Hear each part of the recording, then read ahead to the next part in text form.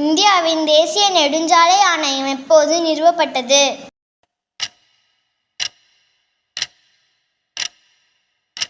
விடை ஆப்ஷன் 1995.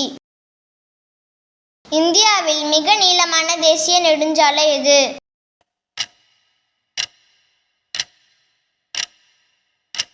விடை option C NH-44. இந்தியாவில் குறைவான நீளமுடைய தேசிய நெடுஞ்சாலை எது?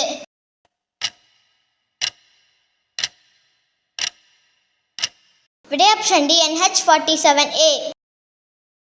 தங்க நாற்கர சாலைகள் மொத்த நீளம் என்ன?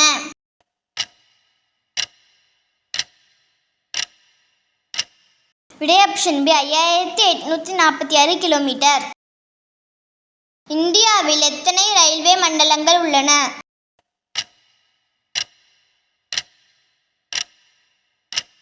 விடை ஆப்ஷன் சி 17.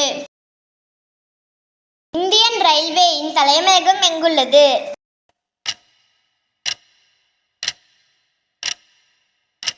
விடை option A Pudhu Delhi. Metro rail சேவை முதலில் எங்கு தொடங்கப்பட்டது?